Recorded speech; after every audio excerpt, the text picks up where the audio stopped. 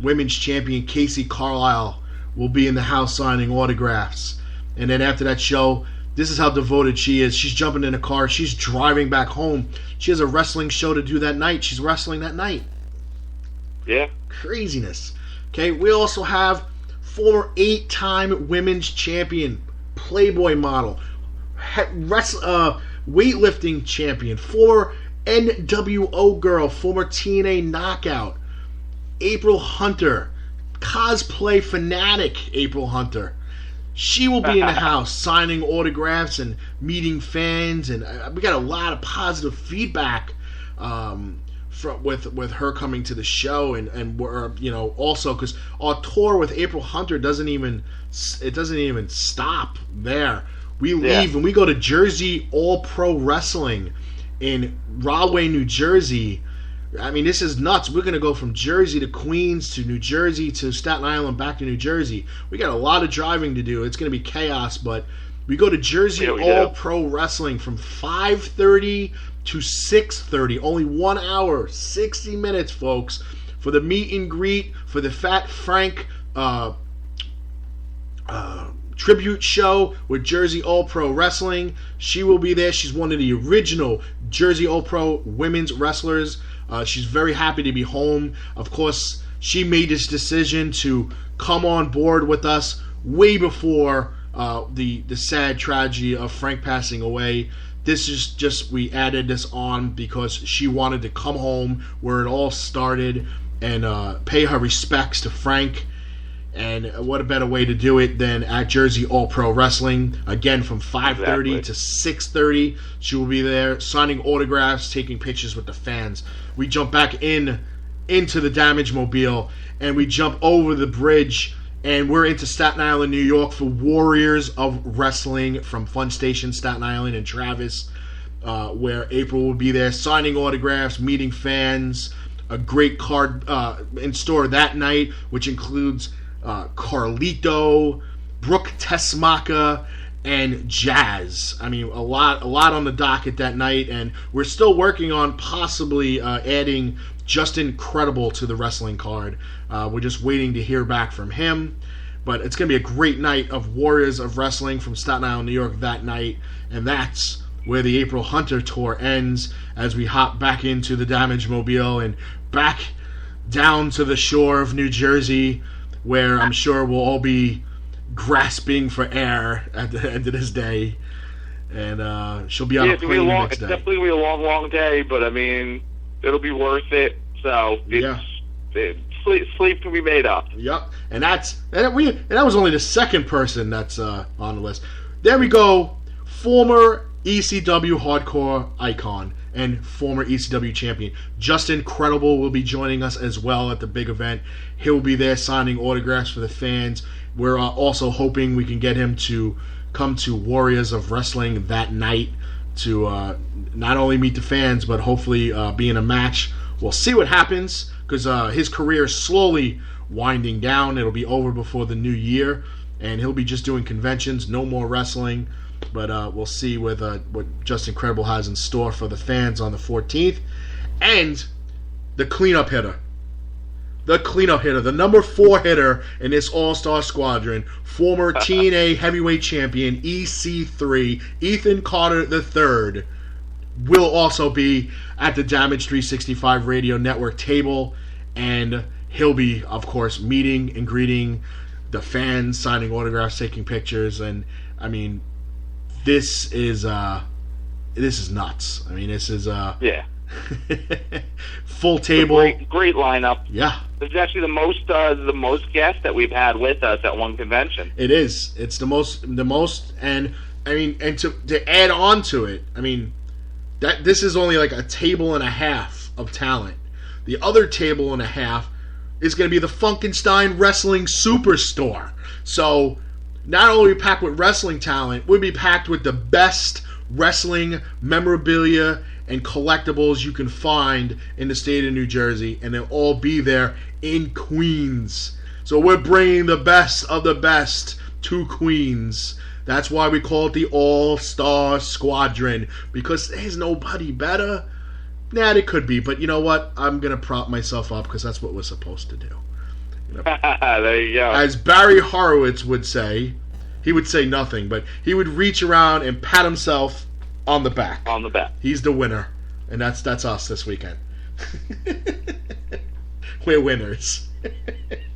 Always. I mean, I think we should totally get Damage 365 shirts with a handprint on the back shoulder. I mean, or we should just get the We the People shirts, like Jack Swagger. Oh, We the People. Yikes. Yeah, well, apparently We the People is no longer, so... I do got to say, that's a feud that I'm looking forward to, him and Alberto. I'm not going to lie, I never thought I'd be excited for Alberto Del Rio to return, but I was pretty stoked when he came out. Yeah, I mean, I think we both had the same text message, like, holy shit. When when he got in, we were all expecting Daniel Bryan and all those other people, and out comes Deb come out. And it's funny because it's one person that's been rumored to come back for weeks prior, and neither one of us even thought about it. Because I didn't think he was, rumored and interested and signed as like different things, and I kind of thought the way he left that maybe there was still some ill will and bitterness. From the company, and maybe it would have took a couple of months of buttering back and forth before they made the agreement, and it would have been public.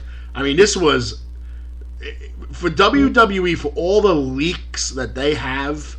This was one of the best kept secrets they could have done. And you know what? Another one that I really liked was years and years ago was when Ziggler and Chris Jericho were feuding. And Ziggler was number 1, and Jericho came out as number 2. Yeah. In the Royal Rumble. Yeah. And nobody knew about it. Well, the Royal Rumble, they kind of hide a little bit more, except when the Kevin Nash return. I mean, that was obvious, but they pretty much hide that as much as possible. I mean, still, I'd say the best Royal Rumble I saw was when Axe and Smash and Demolition came out 1 and 2. And Bobby Heenan's like, whoa, are they going to shake hands? And all of a sudden they started beating the hell out of each other. Well, you know what? I read something the other day, and a lot of people were saying how funny would it be if New Day came out 1, 2, 3. Oh, God. No, they do them as the way they are with the fans, and Xavier Woods would be playing a trombone, and the other two would be dancing for 60 seconds. You know what? I don't think anybody would have a problem with it. Yeah. Well, I don't know about the trombone playing, but anyway, I mean, or they'd be walking around doing unicorn power or something. Unicorn power. I'm sorry, I don't know who wrote that, but it's fucking awesome. Oh, the unicorn about Seth Rollins? Oh, just the cartoon picture of the three of them saying, "Let's give unicorn power to our captain." They have tears coming out of their eyes. They have the unicorn horns, and then Seth's on a unicorn. Well, apparently Seth fell off the unicorn because he blew out his knee, and he's out 6 to 9 months, which WWE immediately stripped him of the title, setting up the Survivor Series tournament. Let me throw this out here to you. I feel WWE should have handled it this way. Understood that Seth Rollins is, his knee's torn up, and the video came out later on. But if they never reported that he was that hurt and that they were stripping him of the title, that video never would have resurfaced. That never would have surfaced because it would have had no meaning to it. Yeah. Why did in WWE, now you interview people, you can interview them from the thigh up, so there's no need to know that maybe he's, got a immobilizer on his leg or whatever. Yep. Or an interviewer, him and the interviewer are sitting down on like a high stool, so you don't have to see his leg. Why couldn't they do something like that and then have a masked man or Roman Reigns come in and just take him out, causing him a storyline thing for it. And causing him to, my knee, now I can't fight in Survivor Series. So we could still have the Survivor Series we wanted with the elimination matches. Roman Reigns could have had another match against anybody, and we could have had a new main event where like a champion, even maybe you push the Intercontinental Championship, or you push the U.S. Championship, you push them into the main event. Maybe you push the women into the main event. Anything, keep the storyline going. Then next pay-per-view, have the tournament. You have the tournament when they feel it up. Seth Rollins, he still can't come back. It's been over 30 days. He hasn't defended his title, so we're going to strip him of his title. Maybe Daniel Bryan comes back and he makes a stink about how did you strip me of the title and you haven't stripped Seth Rollins and blah, blah, blah. And then you have a fake lawyer's storyline, and then they have to strip him. They have to strip the corporate champion. They have to. No, they have no choice. Daniel Bryan got lawyers involved. So many other things they could have did. Instead of literally stripping him the next morning. Yeah, like the injury happened on Wednesday. He was stripped by, I think, Thursday night. Yeah, well, with the time change, it wound up being Thursday night. Yeah. I mean, to me, that was ridiculous. I mean, that was a panic move. It was, because they had to rewrite everything. And they didn't have to. The entirety of the company just had to be rewritten. But that's the problem. It didn't have to be. That is the problem with creative. They're not creative. Yeah.